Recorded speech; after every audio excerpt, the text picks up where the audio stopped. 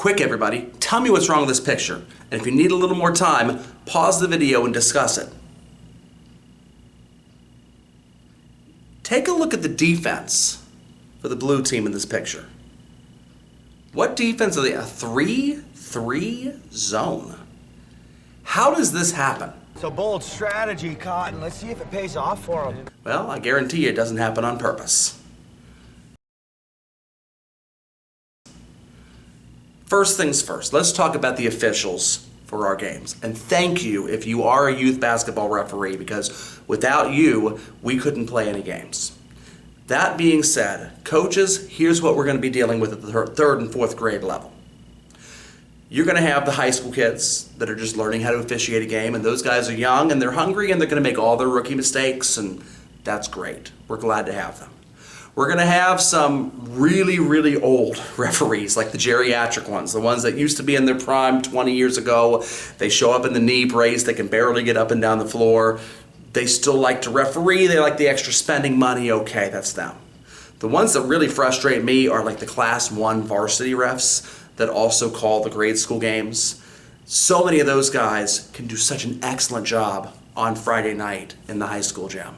They're out there, they're switching on fouls, they're hustling, they're giving clear signals, they're going to the scores table and flashing you the number, whatever the foul was on. And yet they show up at 9 a.m. on Saturday morning to call a third grade basketball game, and they just think it's babysitting.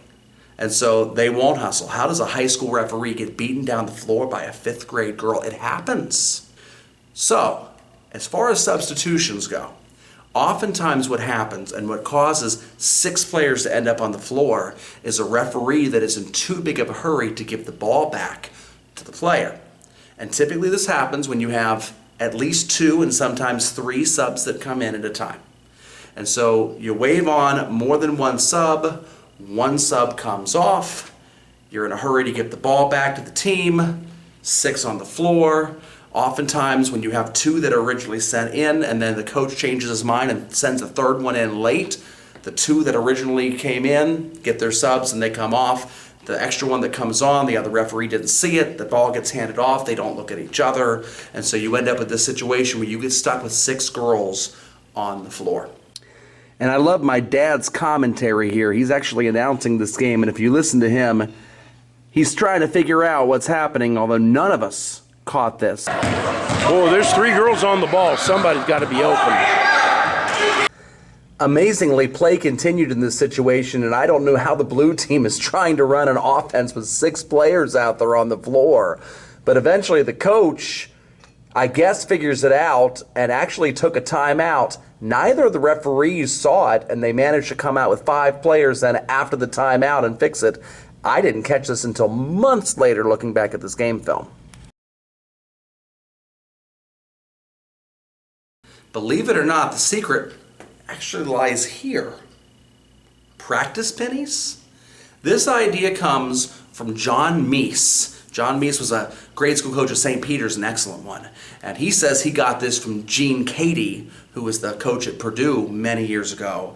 And I did see it at the First Four up in Dayton, Ohio this year. St. Francis of Pennsylvania was doing this with towels rather than pennies. Here's what you do. You're coaching 3rd graders, and the kids are very, very literal, especially if you have girls. But here's where these pennies come in. And I like to pick the brightest fluorescent yellow penny neon that I can possibly find so it sticks out to a referee. You tell Susie to give this penny to Janie and to not let go of the penny until Janie tells you who you're guarding. This solves 2 problems. First of all, a referee that is in a hurry to get the game going again will see a bright yellow penny out there in the middle of your floor and will not hand the ball off because he knows the sub isn't ready yet. He may get impatient, he may get frustrated, he may kind of holler at your kids to move it along, but he's not going to hand the ball off because there's clearly still 6 on the floor. He can't do that. But also this solves the problem of your kids not knowing who to guard. And how many of you coaches have done this? You've sent a kid in, the other kid comes off and sits on your bench, and now everyone on the bench is asking, who are you guarding? Who are you guarding? The penny solves this problem. You don't let go of that penny until you've been told who your man is.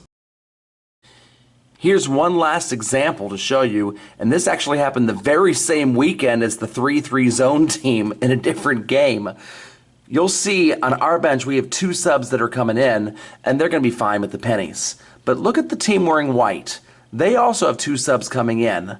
Only 1 sub is going to end up off of the floor, and the referee is going to be in too big of a hurry to give the ball back to the white team.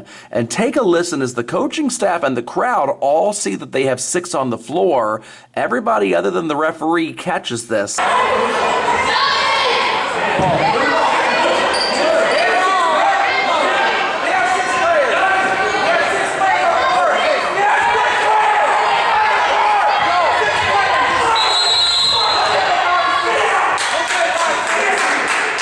The referee actually tries to tee them up, and I had to intervene and say, we don't need a technical foul in a game like this. I didn't want to tell the referee it's your fault, but it is on the officiating when this happens.